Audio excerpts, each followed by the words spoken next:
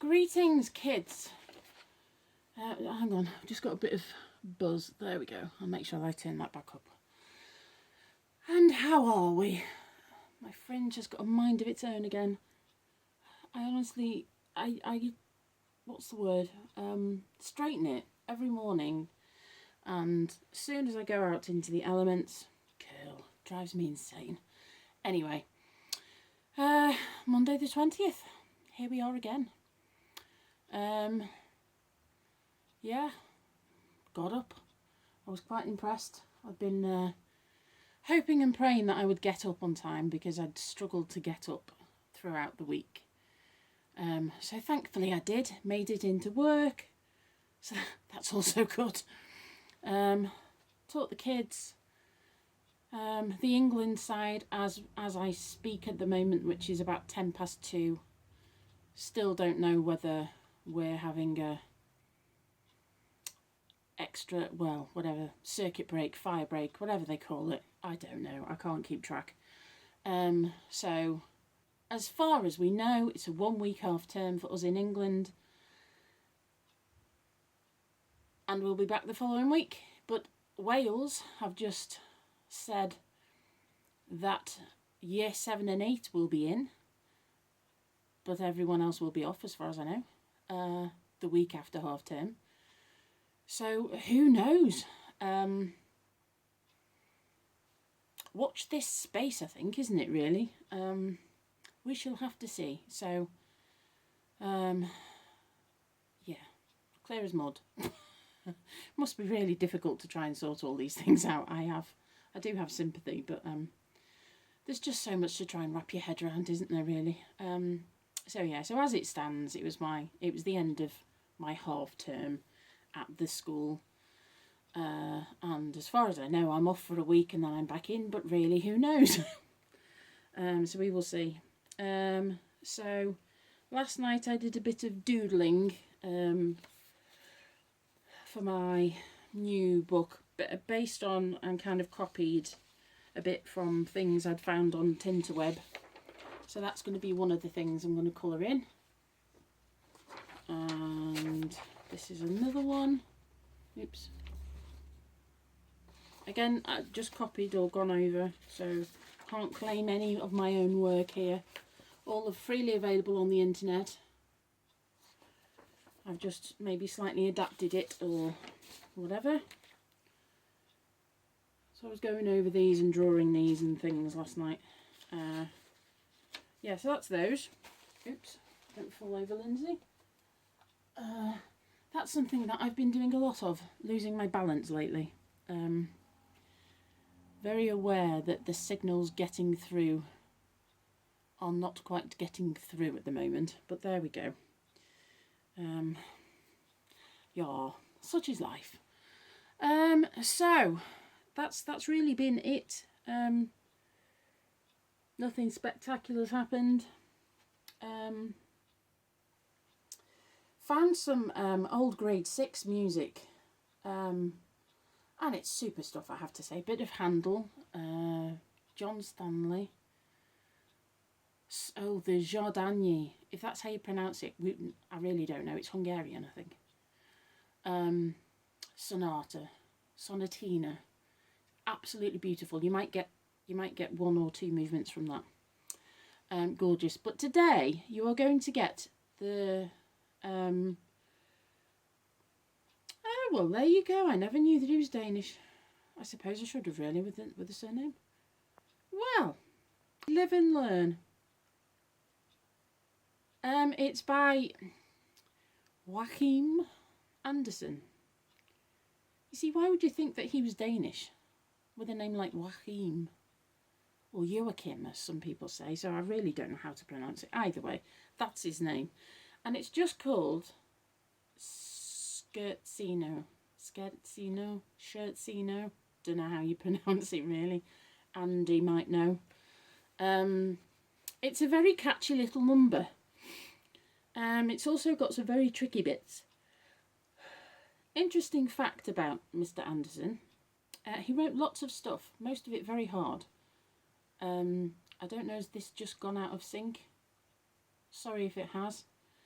It says that he played in the Royal Orchestra in Copenhagen, and in 1881 he was the founding member of the Berlin Phil. Well, there you go. Played a solo in its inaugural concert and later became the orchestra's assistant conductor. After being forced to retire from playing in 1892 by an illness affecting the tongue, he returned to Copenhagen, where he established an orchestra school. Throughout his career, Andersen wrote music for his own instrument, including studies. Yes, they're blinking hard, trust me. As well as pieces with orchestras and piano. This little scherzo is from a collection of 8 recital pieces published in 1894. It is a 1-in-a-bar triple time, and its character is established by the Italian words that Andersen used as performance instructions. Well, there you have it. I've learned something about Mr. Andersen that I didn't know before. His dates were 1847 to 1909. He had a fairly decent lifespan there, didn't he? That wasn't too bad in those days. So, without further ado, let's hope I get this right. The trill might not be good, just warning you. I've only played this a few times, but I thought it was quite catchy and I was in the mood, and I'm teaching in half an hour, so nice cold cup of coffee. Tea. So I need to get myself sorted out of that. I had to go up early for some reason. So I wish I had a brain. I really do wish I had a brain. So let me turn the volume back up. Before I forget, I hope it's not too loud. I'm leaving the guide track on because I don't always get it right. So at least I should know where to come back in. If I do get it wrong. Okay, here we go.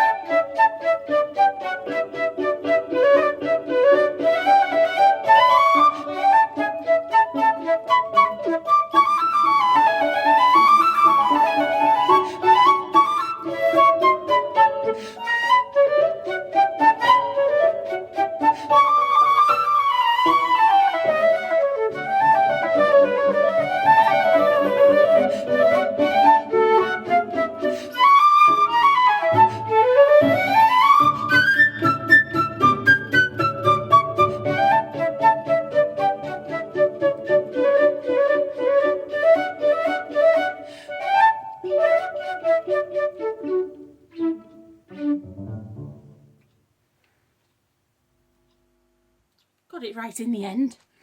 Yeah, it's always that bit that trips me up. And I started smiling.